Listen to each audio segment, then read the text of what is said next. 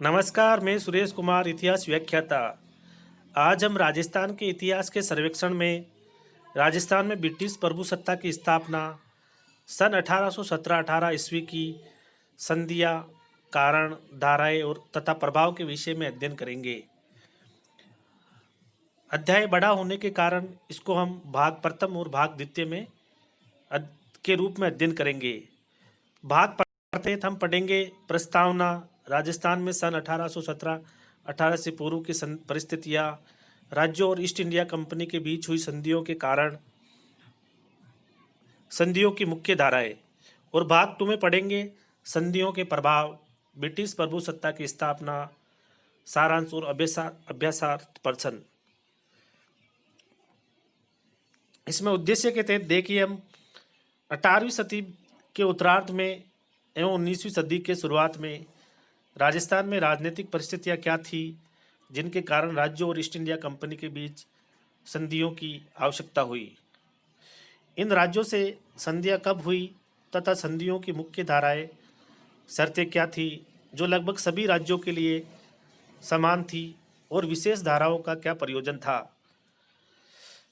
राज्यों पर संधियों के वित्तीय, आर्थिक एवं राजनीतिक क्षेत्रों में तत्काल एवं दूरगामी प्रभाव क्या हुए तथा ब्रिटिश प्रभुसत्ता की स्थापना किस प्रकार हुई, ब्रिटिश प्रभुसत्ता के किन मूल तत्वों पर आधारित थी, आदि के विषय में हम विस्तार से अध्ययन करेंगे।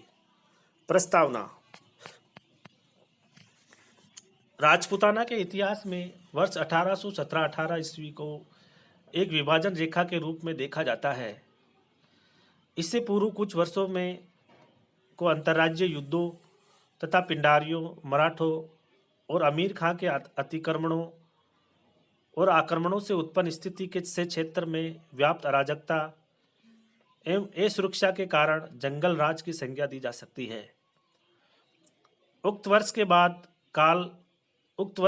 का काल रियासतों के लिए शांति और सुरक्षा प्रदान करने वाला माना जा सकता है, परंतु ब्रिटिश सरकार ने संधियों की ईमानदारी से पालना करने की अपेक्षा अपनी शक्ति के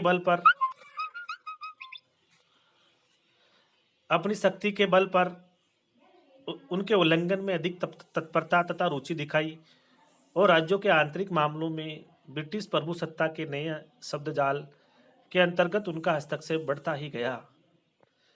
इसे रियासती शासकों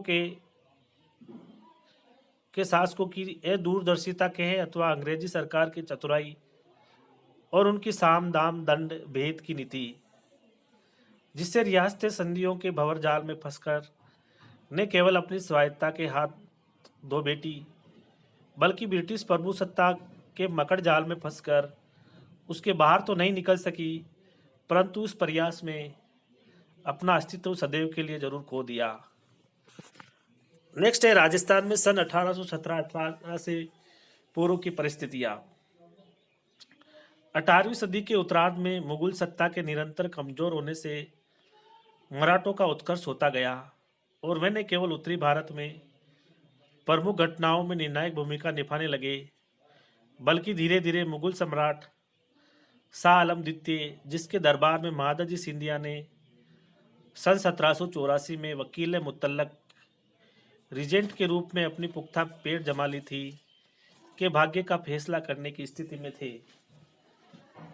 सिंधिया तथा उसके फ्रांसीसी सेनानायकों की मुगल दरबार में स्थिति मजबूत होने से ब्रिटिश सरकार को भारत में उनसे खतरा पैदा होने का अंदेशा निर्मूल नहीं था, विशेषकर तब जबकि यूरोप में नेपोलियन का वर्चस्व लगातार बढ़ रहा था।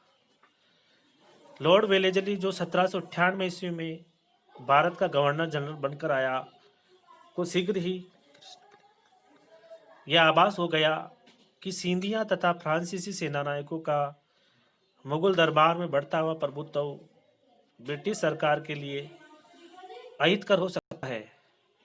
दूसरे एंग्लो मराठा युद्ध 1803 से 05 ईस्वी में अंग्रेजों का प्रमुख उद्देश्य मुगल बादशाह को मराठों के प्रभाव से मुक्त कराकर दिल्ली दरबार में अपना प्रभुत्व स्थापित करना था। मराठों का उत्तर की ओर राजपूताना की कुछ रियासतों पर सॉरी सॉरी लगातार अतिक्रमण, जो अंग्रेजों की दृष्टि में सामरिक रूप से महत्वपूर्ण थी, को ब्रिटिश सरकार ने रक्षात्मक संधियों के घेरे में लाने का प्रयत्न किया। इस नीति के अनुसरण में British commander in chief general lake को राजपुताना की विभिन्न रियासतों से संधि करने के लिए अधिकृत किया गया और भरतपुर, अलवर, माचेडी, जयपुर, जोधपुर, प्रतापगढ़ आदि राज्यों से संधियां की गई। एंग्लो मराठा युद्ध में मराठों के पराजय से मुगल दरबार में फ्रांसीसी सेना नायकों का प्रभुत्व का प्रभाव समाप्त हो गया तथा सितंबर 1803 ईस्वी में दिल्ली में ब्रिटिश रेजिडेंसी स्थापित कर दी गई, जिसमें नियुक्त ब्रिटिश रेजिडेंट मुगल दरबार में कंपनी सरकार का प्रतिनिधित्व करने लगे। कालांतर में यह रेजिडेंट राजपुताना में स्थित राज्यों के मामलों में भी प्रतिनिधित्व करने लगा।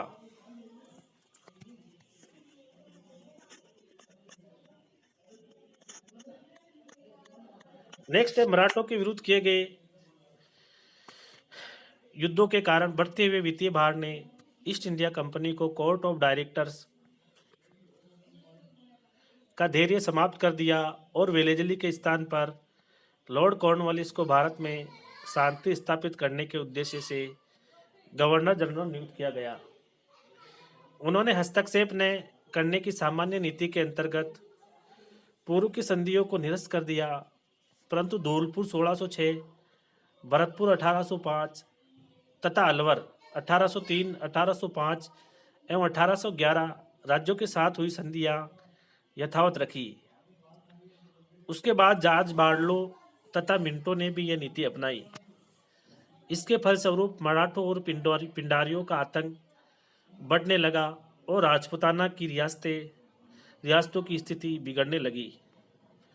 उदयपुर की राजकुमारी कृष्णा कुमारी का अंत राज्यों की आपसी कलह और राजनीतिक कुछ चक्कर से ही हुआ था, जिसमें अमीर खां की भी भूमिका थी। इन कुचक्रों के कारण हुए आपसी युद्धों में जयपुर, जोधपुर और उदयपुर के राजकीय कोष खाली हो गए। जोधपुर के महाराजा मान सिंह ने अलग थलग पड़ने पर अंग्रेजों से सहायता मांगी, परंतु हस्तक्षेप न करने की नीति के कारण उसे निराशा ही हाथ लगी। इसी बीच ढोकल सिंह, जो जोधपुर राज्य के महाराजा के पद के लिए दावेदार बन गया था, ने जयपुर के महाराजा जगत सिंह से हाथ मिला लिए। जयपुर की सेना और अमीर खान के साथियों ने जोधपुर के दुर्ग को घेर लिया और लूटपाट मचा दी थी। मारवाड़ की यह दयनीय दशा देख ढोकल सिंह ने के राठौड़ सैनिकों ने जगत सिंह का साथ छोड़ दिया।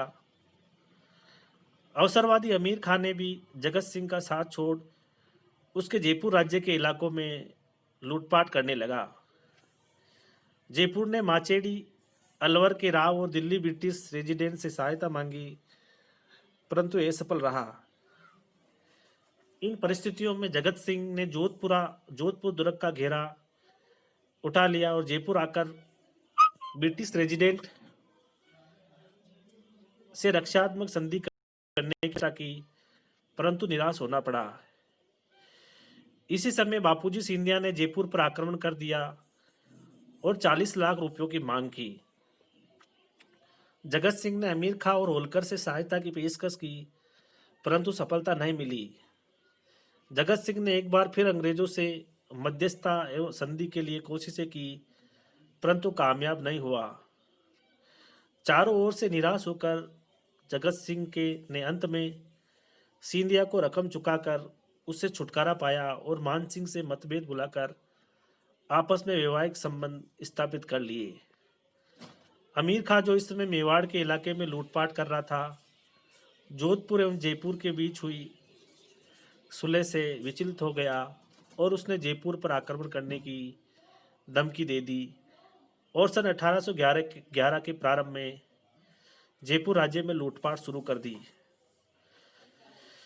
सुरक्षा का कोई उपाय नहीं होने से जगत सिंह ने अमीर खां को 17 लाख रुपए की रकम चुका दी और उसके अधिकारी मोहम्मद शाह खां को शेखावटी क्षेत्र से जयपुर राज्य को मिलने वाले कर ट्रिब्यूट के 6 लाख रुपए को अपना हिस्सा मानकर वसूल करने के लिए अधिकृत कर दिया।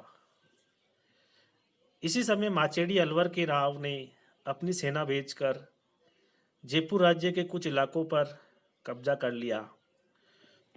ब्रिटिश रेजिडेंट सीटी मेटकाप ने माचेडी के राव को इस कृत्य के लिए चेतावनी दी तथा नहीं मानने पर अपनी सेना भेजकर जयपुर राज्य को उसके इलाके वापस दिलवाए। अमीर खां और सिंधिया पुनः बारी बारी से जयपुर के इलाके में लूटपाट करने आए और महाराजा से बड़ी रकम ऐंठ कर ले गए। जयपुर के महाराजा ने पुनः 2 बार अंग्रेजों से सहायता की प्रार्थना की, परंतु सफलता नहीं मिली। सिंधिया, होलकर तथा अमीर खां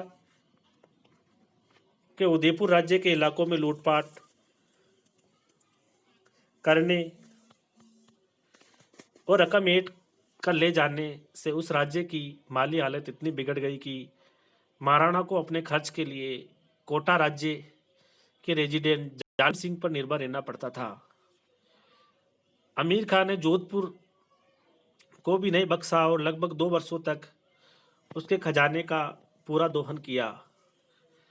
महाराजा मानसिंह राजकार्य के प्रति उदासीन हो गए और उन्होंने छतर सिंह को युवराज घोषित करके एक रीजेंसी स्थापित कर दी। राजपुताना की अन्य रियासतों में बूंदी, कोटा, करौली, बांसवाड़ा आदि ने भी समय समय पर मराठों के अतिक्रमण का उत्पीड़न सहा। नेक्स्ट है राज्यों और ईस्ट इंडिया कंपनी के बीच हुई संधियों के कारण। लॉर्ड मिंटो 1807 से 1813 ईस्वी के पश्चात लॉर्ड हेस्टिंग्स 1813 से 23 ईस्वी गवर्नर जनरल बनकर आए, जो राज्य में हस्तक्षेप की नीति के समर्थक थे। दिल्ली के रेजिडेंट सीटी मेटकाप ने उन्हें अपनी एक योजना पेश की, जिसमें छोटी बड़ी रियासतों को रक्षात्मक संधियों के माध्यम से ब्रिटिश सुरक्षा देने तथा रियासतों की संयुक्त सैन्य शक्ति से सिंधिया, होलकर, अमीर खां और पिंडारियों की लूटपाट की नीति पर लगाम लगाना और ब्रिटिश इलाकों पर उन्हें अतिक्रमण करने से रोककर अपने लिए एक सुरक्षा कवच सुनिश्चित करना था। इसलिए जब मार्च 1816 ईस्वी में जयपुर में पुनः ब्रिटिश रेजिडेंट को संधि के लिए अपील की, तो दिल्ली स्थित रेजिडेंट को अपनी योजना को क्रियान्वित करने का अवसर मिला, परंतु संधि की शर्तों को लेकर विशेषकर रियासत द्वारा दिए जाने वाले कर ट्रिब्यूट के बारे में मतभेद होने के कारण संधि नहीं हो पाई। इसके बाद मेटकाप ने दबाव की नीति अपनाई। उन्होंने जयपुर राज्य को कर चुकाने वाले ठिकानों पर अलग ब्रिटिश सरकार से संधि करने के लिए दबाव डाला। खेतड़ी व उनियारा के ठिकानों से बातचीत की और उन्हें ब्रिटिश संरक्षण देने की पेशकश की, ताकि उनकी वफादारी जयपुर राज्य से हटकर ब्रिटिश सरकार की तरफ हो जाए। इन दाव पेचों से न केवल राज्य की संप्रभुता में कमी होती, बल्कि उसके राजस्व के संसाधनों और सैन्य शक्ति में भी कमी होती। अतः जयपुर को संधि की शर्तों के बारे में झुकना पड़ा और अंत में अप्रैल 1818 में संधि पर हस्ताक्षर हो गए। अमीर खान ने भी सन 1817 में ब्रिटिश सरकार से रक्षात्मक संधि की पेशकश की, जिसे ब्रिटिश सरकार ने कुछ समय बाद अपनी शर्तों पर मान लिया। 9 नवंबर 1817 को हुई संधि के अनुसार नंबर 1 है, अमीर खां के पास होलकर के जो इलाके थे वे अमीर खां और उसके उत्तराधिकारियों के पास ही रहे होंगे। ऐसी ब्रिटिश सरकार ने गारंटी दी तथा उन इलाकों की सुरक्षा की जिम्मेदारी ब्रिटिश सरकार ने अपने ऊपर ले ली।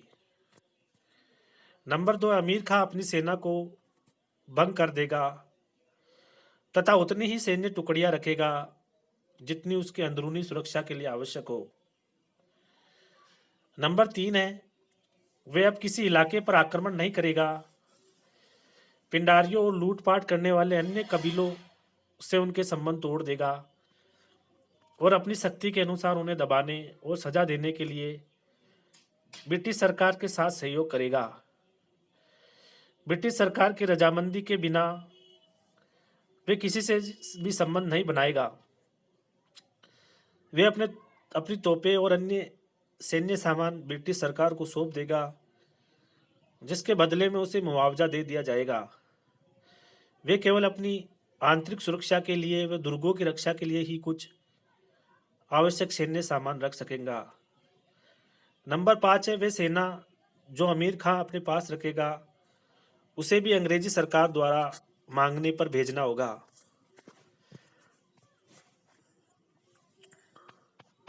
नेक्स्ट है, राजपुताना की अन्य अग्रांकित रियासतों के साथ भी संधियां हुई।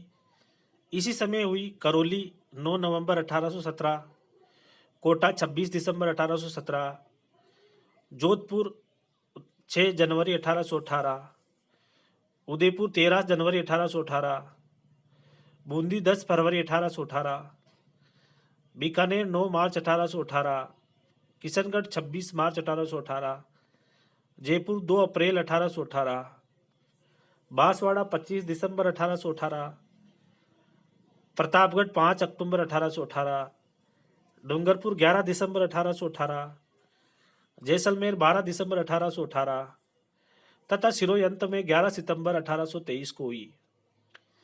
शाहपुरा को उस समय रियासत का दर्जा प्राप्त नहीं था। इसको कचोला का हिस्सा मेवाड़ द्वारा जागीर में दिया गया था तथा शाहपुरा फूलिया क्षेत्र ब्रिटिश सरकार ने अजमेर इलाके से दे दिया था। सन 1848 में ब्रिटिश सरकार ने एक सनद जारी करके शाहपुरा द्वारा देकर ट्रिब्यूट 10,000 रुपये वार्षिक कर तय किया। साथ ही राजा को फूलिया परगना में दीवानी एवं फौजदारी मामलों को स्वतंत्र रूप से निपटाने तथा सजा देने के अधिकार दे दिए। परंतु उन सभी गंभीर अपराधों को जिनमें मृत्युदंड अथवा आजन्म का कारावास का प्रावधान था, गवर्नर जनरल के एजेंट को सूचित करने तथा उनकी सलाह से निपटाने का प्रावधान था। अब नेक्स्ट है संधियों की मुख्य धाराएं कि कौन कौन उनकी शर्तें थी। सामान्य शर्तें सन 1817-18 से पूर्व की गई संधियां सहयोगी सुरक्षा व्यवस्था पर आधारित थी, परंतु 1817-18 की संधियों में राज्यों द्वारा ब्रिटिश सरकार के प्रभुता स्वीकार की गई थी और राज्यों के शासकों को अधीनस्थ दर्जा दिया गया था। परंतु जो बात पूर्व की संधियों और बाद की संधियों में समान थी वे थी लॉर्ड वेलेजली 1798 से 1805 द्वारा प्रतिपादित नीति, जो प्रायद्वीप में एकमात्र अंग्रेजी सरकार की सार्वभौमिकता बनाए रखने की समर्थित थी और देशी राज्यों की राजनीतिक स्वतंत्रता छीनकर उन्हें केवल नाम मात्र की सत्ता के लिए धारण करने की अनुमति देना था। प्रत्येक राज्य के साथ संधि में उस राज्य की परिस्थितियां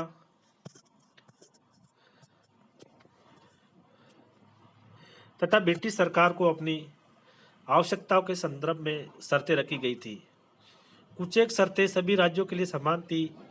सबसे महत्वपूर्ण शर्त वे थी जिसका उद्देश्य सभी राज्यों को एक दूसरे से अलग थलग करना था ताकि उनमें एकता न हो जाए। ये धारा सीधे शब्दों में न कहकर घुमा फिरा कर संधि में जोड़ी गई, जैसे शासक एवं उनके वंशज उत्तराधिकारी दूसरी रियासत के शासक अथवा रियासत से किसी प्रकार संबंध नहीं रखेंगे। वे बिना ब्रिटिश सरकार की जानकारी पे लाए वे बिना उनकी अनुमति के किसी अन्य रियासत अथवा उसके शासक के साथ किसी तरह की शर्त या समझौता नहीं करेंगे। वे तथा उनके वंशज वे वारिस किसी राज्य पर आक्रमण नहीं करेंगे। नेक्स्ट है दूसरी महत्वपूर्ण शर्त यह थी कि जिसके द्वारा शासकों ने ब्रिटिश सरकार और अधीनस्थ सहयोगी के रूप में कार्य करना स्वीकार किया और ब्रिटिश सरकार की सर्वोच्च सत्ता को स्वीकारा।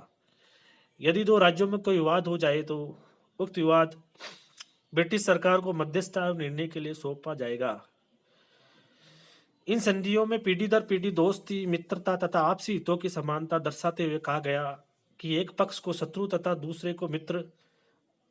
दूसरे को पक्ष का भी शत्रु अथवा मित्र माना जाएगा।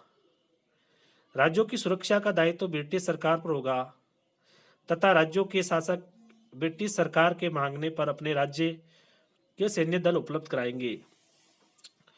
कुछ एक राज्यों से की गई संधियों में उन्होंने ब्रिटिश सरकार को नियमित रूप से ट्रिब्यूनेट देना स्वीकार किया। कुछ एक राज्यों के साथ संधि में ब्रिटिश सरकार ने यह स्वीकार किया कि वह उन राज्यों में अपना कोई अधिकार क्षेत्र यानी जूरिसडिक्शन नहीं स्थापित करेगी। सॉरी।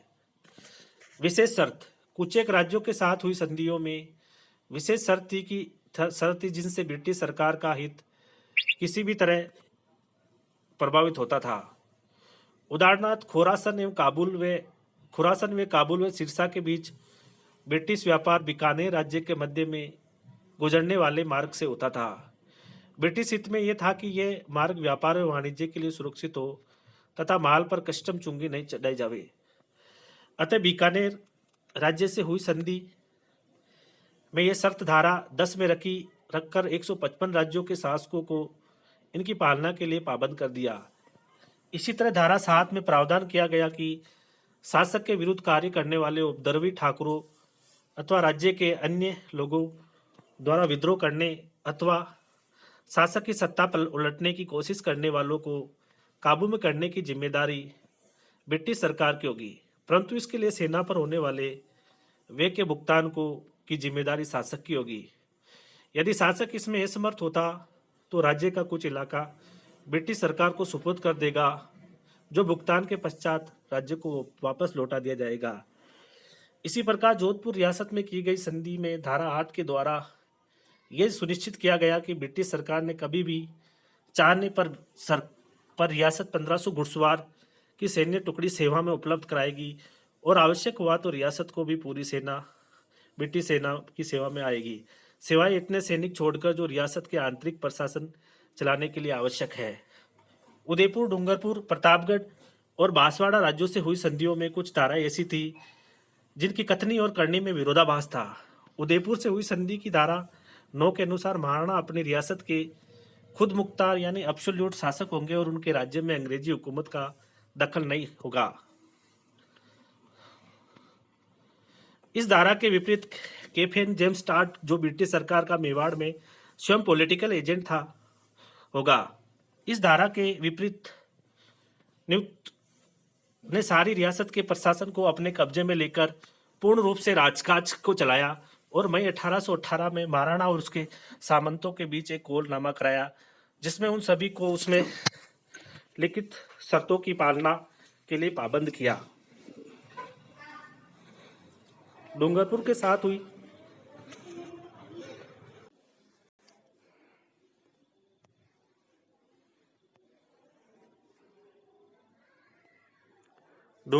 साथ हुई संधि धारा 4 में महारावल को राज्य का खुददार एब्सोल्यूट शासक माना गया और कहा गया कि उनके राज्य में ब्रिटिश सरकार की दिसनी और फौजदारी हुकूमत दाखिल नहीं होगी, परंतु धारा 5 में लिखा गया कि राज्य के मामले अंग्रेज सरकार की सलाह के अनुसार तय होंगे और इस काम में महारावल की मर्जी का यथासाध्य पूरा ध्यान रखा जाएगा। प्रतापगढ़ राज्य से हुई संधि की धारा 5 में कहा गया कि राजा अपने राज्य के स्वामी रहेंगे और लुटेरी जातियों का दमन करने एवं पुनः शांति व सुशासन स्थापित करने के अतिरिक्त उनके प्रबंध में अंग्रेजी सरकार कभी हस्तक्षेप नहीं करेगी। राजा इकरार करते हैं कि वे अंग्रेजी सरकार की राय पर चलेंगे और अपने राज्य में टकसाल या सौदागरों तथा व्यापार की वस्तुओं पर कोई अनुचित कर नहीं लगाएंगे। स्पष्ट है कि संधि में विसंगति के कारण राजा में निहित शक्तियां कबूल करके भी नकार दी गई। सिरोही रियासत के महाराव के रीजेंट के साथ ही हुई संधि की शर्त ऐसी थी जिसकी वजह से रियासत को ब्रिटिश सरकार पर आश्रित एक कॉलोनी के रूप में काम करने को बाध्य कर दिया। संधि की शर्त 4 के अनुसार अंग्रेजी हुकूमत सिरोही रियासत में दाखिल नहीं होगी, लेकिन यहाँ के राजा हमेशा अंग्रेजी सरकार के अफसरों की सलाह के अनुसार रियासती इंतजाम करेंगे और उनकी राय पर अमल करेंगे। शर्त 5 के अनुसार रीजेंट ने, जिन्हें ब्रिटिश सरकार ने संधि में जीवन पर्यंत के लिए रीजेंट मान लिया था, खुले रूप से वादा किया गया कि वे ब्रिटिश सरकार के हाकिमों की सलाह के अनुसार जिस बात से राज्य को समर्थ बनाने में ठीक समझा जाएगा उस पर अमल करेंगे। ब्रिटिश हितों की रक्षार्थ शर्त संख्या 9 व 10 समाहित की गई। शर्त 9 में कहा गया कि ब्रिटिश अधिकारी सिरोही रियासत के इलाके में राहदारी व चुंगी आदि की दरें समय समय पर निर्धारित करने में सक्षम होंगे ताकि व्यापार और प्रजा को प्रोत्साहन मिले। शर्त 10 के मुताबिक जब कोई अंग्रेजी फौज की टुकड़ी सिरोही राज्य में अथवा आसपास के इलाकों में नियुक्त हो तो उसके लिए रसद व जरूरी सामान का प्रबंध बिना उस पर कोई महसूल लगाए रियासत करेगी। यदि ब्रिटिश सरकार की राय होगी कि कुछ अंग्रेजी फौज सिरोही में रखी जावे तो राजा को इस बात से असंतोष या नाराजगी नहीं होगी।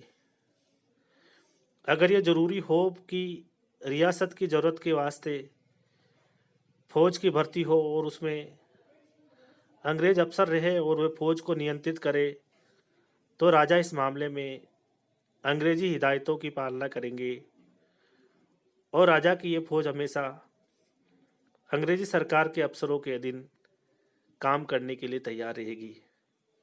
इस प्रकार हमने 1817-18 की संधियों के तहत राजस्थान में अंग्रेजों के साथ ब्रिटिश रियासतों का जो संबंध था उसके विषय में विस्तार से अध्ययन किया, जो एग्जाम की दृष्टि से महत्वपूर्ण है। हालांकि टॉपिक बड़ा पेचीदा है, लेकिन फिर भी ये एग्जाम की दृष्टि से महत्वपूर्ण है। धन्यवाद।